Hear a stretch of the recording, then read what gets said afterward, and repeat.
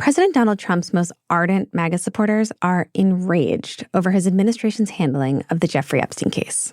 Tonight, growing fallout over the Trump administration effectively closing the case of convicted sex offender Jeffrey Epstein. There has been a tremendous backlash among some of the president's MAGA supporters about the DOJ's decision not to release the Jeffrey Epstein files. Epstein was a well-connected financial tycoon. He was charged with child sex trafficking back in 2019. He then died by suicide in jail before his trial. The circumstances of his death and crimes spurred fringe conspiracy theories, mostly on the far right. Some believe Epstein was actually murdered as part of a cover-up. They also accused the so-called deep state of hiding information about Epstein's rich and powerful friends, who they say may have also had sex with minors. Trump did nothing to tamp down the far right's Epstein fixation during his re-election campaign. He even hinted he might release secret government documents that his supporters hoped would validate their conspiracy theories. But recently, his Justice Department said there's nothing more to reveal. Trump now wants his base to move on. At a cabinet meeting last week, he said this to reporters. Are you still talking about Jeffrey Epstein? This guy's been talked about for years. Are people still talking about this guy, this creep? That is unbelievable. From the newsroom of The Washington Post, this is Post Reports. I'm Colby Ickowitz. It's Tuesday, July 15th. Today, how the Trump administration's efforts to close the book on Epstein has enraged his base. We talk with White House reporter Natalie Allison about why this has MAGA loyalists so upset and what it means for the future of Trump's movement. Natalie, hi. Thanks for being here. Hi, Colby. Thanks for having me. Okay, so Natalie, for those of us who might need a little bit of a refresher, who was Jeffrey Epstein? He was a banker turned financial consultant, a New York, Palm Beach guy who had properties in both places and became very wealthy. This was after starting his career essentially as a math teacher and then working his way into finance. He had that in common with Donald Trump. He lived in both places, New York and Florida, owned property in both places, and essentially was able to embed himself in the social circles of the most powerful, most famous, most wealthy people who lived in the United States, essentially. And on top of that, he racked up a number of acquaintances who happened to be world leaders. And this was somebody who just happened to be really well connected and also a criminal. And what were his crimes? Well, it first started with state charges on child prostitution solicitation in Florida in 2008. And he pleaded guilty, had a plea deal, became a registered sex offender. And after that, he, was known as someone who had these charges against him, but there was a lot of concern that the scope of his crimes had never fully been investigated or that he hadn't been held accountable. And that changed in 2019 when he faced federal charges on sex trafficking. Good morning. I'm Jeff Berman, United States Attorney for the Southern District of New York. Today, we announce the unsealing of sex trafficking charges against Jeffrey Epstein. The charges allege that Epstein sexually abused young girls by enticing them to engage in sex acts for money.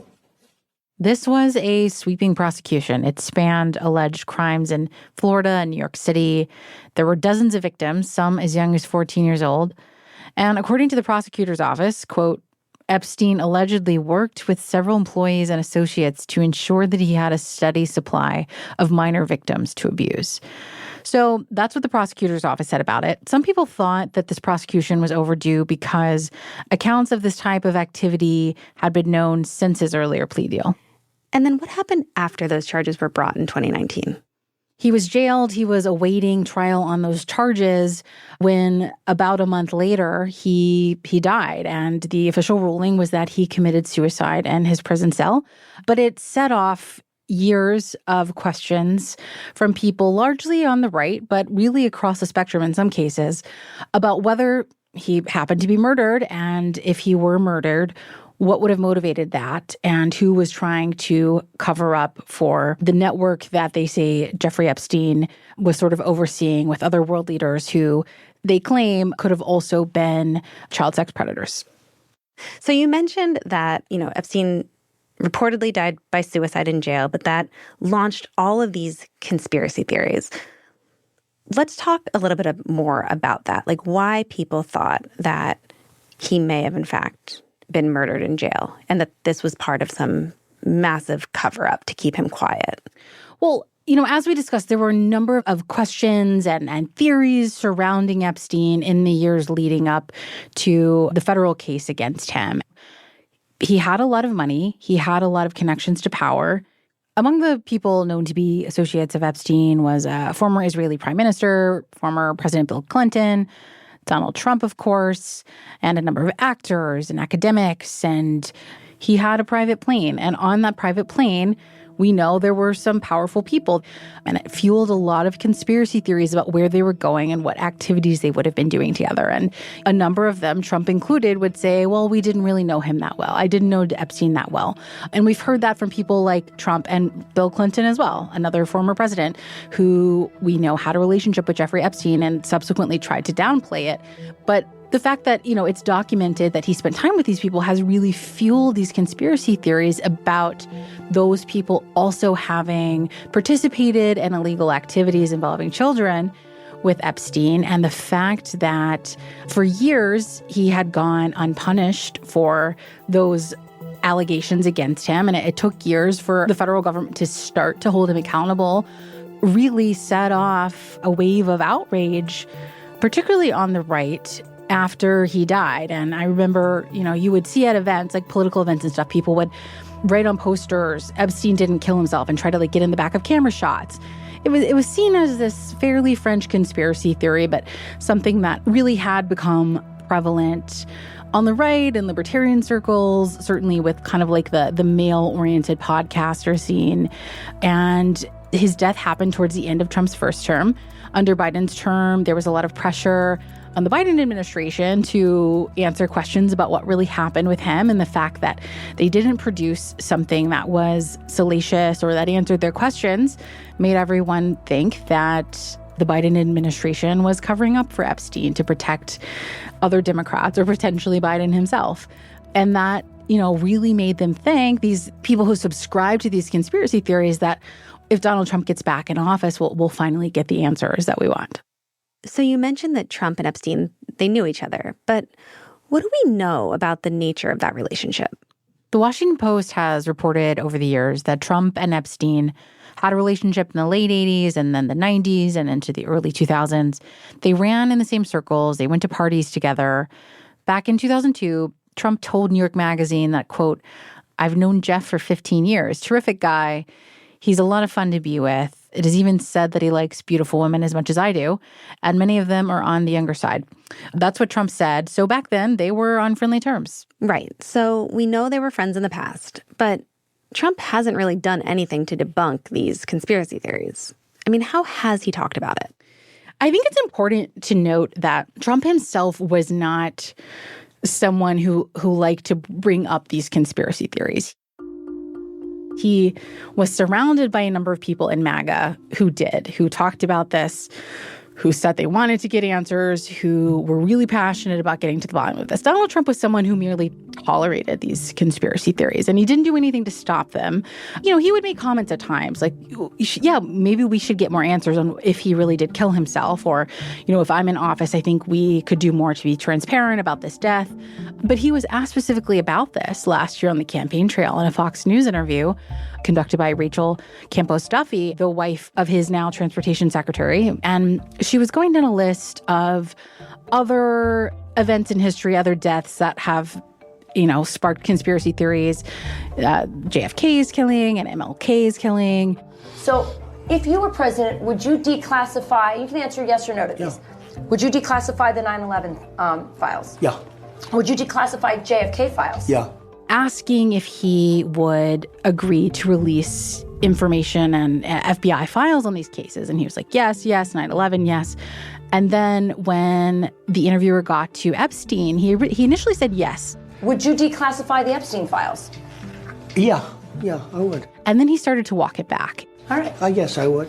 I think that less so because, you don't know. You don't want to affect people's lives if it's phony stuff in there because there's a lot of phony stuff with that whole world. he said, well, actually that case is a little bit different because there could be a lot of phony stuff in those files that, could really hurt some people.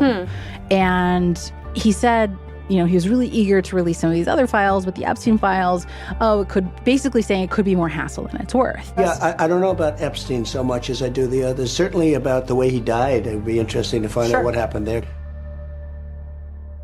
That didn't get tons and tons of attention at the time. And of course, Trump went on to appoint people to the Department of Justice and to the FBI who also had fanned the flames of these conspiracy theories. People like Dan Bongino, the deputy FBI director. He's brought Epstein up on his own podcast, The Dan Bongino Show. I don't know how Jeffrey Epstein died. I'm not going to sit here and tell you. All I can tell you is it's awfully suspicious how that happened. There's also Kash Patel, who is now Trump's FBI director. He went on a conservative podcast hosted by Benny Johnson, The Benny Show, and he called for the Epstein files to be released. Put on your big boy pants and let us know who the pedophiles are. We can't even get basic documents out. This is why America hates Congress. They had spent years leading up to being put in office saying that the government was covering up what had happened with Epstein and his associates and that someone needed to expose it and that in office they would do that. And they got into office and then the Trump administration says they are going to be looking at the FBI's Epstein files again. They're going to see what was found out about it and that they would report back on what they found. And so they do this and they look back through everything. And what do they find? Well, they developed a memo that they released on a Sunday night recently. They leaked it to Axios, and then the next day they released it publicly.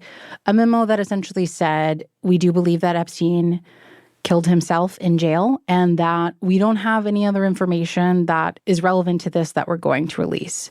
Essentially, they said, case closed, move on, there's nothing to see here. But Natalie, didn't Attorney General Pam Bondi, wasn't she talking about releasing a client list? That there was this, this theory that there's a list out there of people who paid Epstein to arrange for them to have sex with underage girls. I mean, whatever happened with that? Yes. So they said that there was not a client list that they could release. And Pam Bondi has since really been pressed on that because she went on TV on Fox News and said that there was such a list that was sitting on her desk waiting for her to review it. It's sitting on my desk right now to review. That's been a directive by President Trump. And she went back, and the White House press secretary, Caroline Leavitt, went back and said, well, what the attorney general really meant was just that she was reviewing all of the Epstein files, and she wasn't specifically talking about a client list.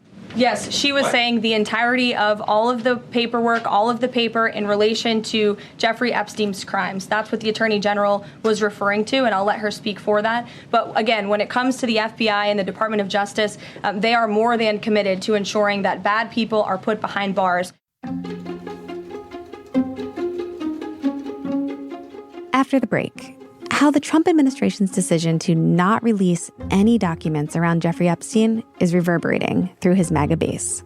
We'll be right back.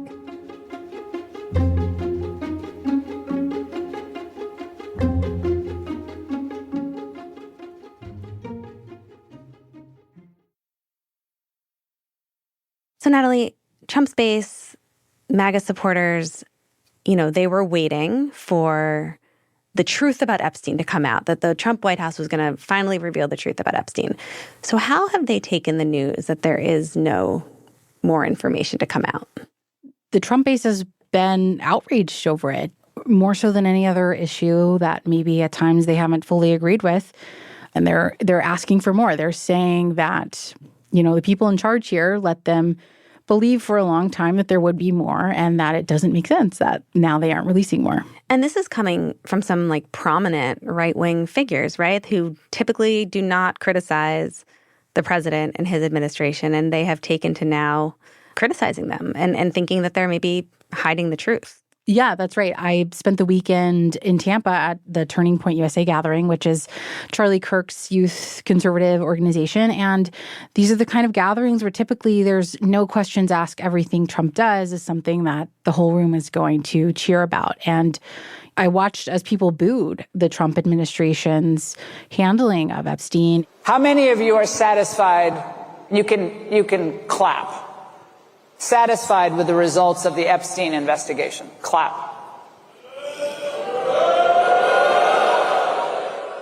And that's not the kind of response you're usually going to get from people in MAGA, from Trump's most loyal supporters. But we heard speaker after speaker from stage this weekend say that this isn't going to cut it, and the president doesn't seem to be listening to his base on this issue. When you were down in Tampa talking to people, what is the conspiracy? Like, what do they think?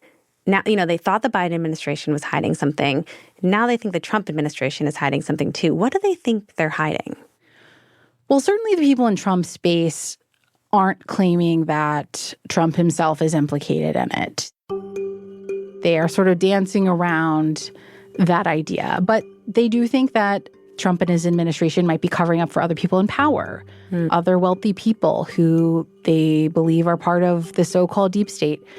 The reason that this issue is so salient with a number of his supporters is because they say it doesn't just represent a case with a child sex predator, but it represents who is actually running the government. And they believe that putting Trump in power would expose nefarious actors who were pulling strings to do favors for themselves at the expense of the people. And that by not exposing this, it raises questions about what else the Trump administration could be covering up. And so, to outsiders, that might sound like a really crazy conspiracy theory, but this case does get at the heart of what a lot of people in the MAGA movement believed they would get out of Donald Trump, someone going in, draining the swamp, exposing the deep state. And then now they're left to question whether Trump is in fact doing that. So, we talk about this roiling Trump's base. I can't imagine that Trump is happy that this has kind of taken over the news cycle, that everyone is now focused on this and accusing his administration of a massive, some kind of cover-up. How is Trump responding? Yeah, the president is really frustrated by this. It's not an issue that really ever animated him. He went along with it and he tolerated it. And you could say even fanned the flames of this conspiracy theory by making one-off comments about it. But this isn't something that he ever believed was really important. And he has said for the last week straight, guys, we need to move on. This is just not something that's worth your time. Over the weekend, he made a post on his Truth Social app saying, basically, what's going on with my guys and gals in MAGA?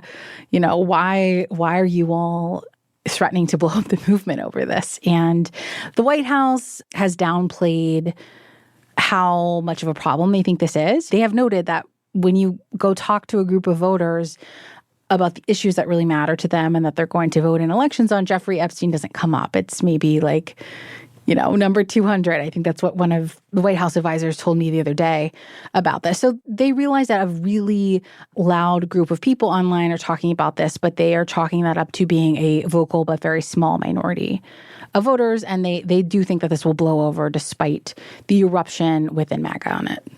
And it's also creating strife inside the Department of Justice, right? Because there's some disagreement within the administration over the handling of the Epstein files. So what has that fallout been like? Yeah, well, Dan Bongino, the deputy FBI director, did not come to work on Friday. And he is really seen in all of this as the person who is most frustrated with Attorney General Pam Bondi and her handling of this whole situation. There's a lot of finger pointing. The president had praised Dan Bongino and Kash Patel earlier in the week, and it seemed like Bongino and Patel were just going to accept the administration's decision to back away from this. And then the MAGA outcry happened, and Bongino was sort of the one who stuck his neck out and privately began to indicate that he actually wasn't okay with the way this was going, and he wasn't okay with the eruption from the base. And, this is an issue that they needed to be more transparent on. Meanwhile, Pam Bondi and her allies are pointing the finger back, saying, hey, you went along with this memo, you knew about it. And so there is a lot of internal fighting at the DOJ right now. Most recently, though, as of Sunday evening, the president was asked about if Bongino was in fact going to leave the DOJ, as he had privately indicated to some people. And the president said he had just talked to him and everything seemed to be okay. So, if you take that as a sign that he seems to have everything managed, maybe they have figured out some way for the three of them, Bongino, Patel, and Bondi, to all work well together. A number of people in MAGA, though, aren't convinced, and they do think that somebody's going to have to leave. Over this? Yes. And one thing I've also noticed, Natalie, is that, like, over the weekend, you have the MAGA people really, really upset that the Trump administration isn't going to release more information about Epstein. But then you have, you know, the anti-Trump people that are going hard on this idea that there's a reason why Pam Bundy suddenly doesn't want to release any more information about Epstein and that they must be hiding something. Talk a little bit about that. Yeah, on top of the MAGA supporters' conspiracy theories, on the left and on the anti-Trump side, we are seeing them perpetuating their own conspiracy theory, really, which is claiming that, well, Donald Trump must be implicated in these files, and that's the reason that the White House is saying, move along, nothing to see here. The White House's response to that is, well, if there was something incriminating on the president in there, why wouldn't Biden have released it? Why wouldn't it have come out before now? And so, yes, there's a lot of finger pointing here, but the left is trying to at least use this news cycle to go after Trump in whichever way they can. Yeah, I mean, over the weekend, I kept seeing like so much recycling of the old videos and photos of Trump with Epstein and Trump's old quotes about Epstein. I mean, a lot of that was coming from the left over the weekend. Yeah. But it's not just Epstein that seems to be driving this consternation within the MAGA base, which is something that Democrats seem quite gleeful about. But there have been other headlines recently about MAGA being unhappy with Trump's policies.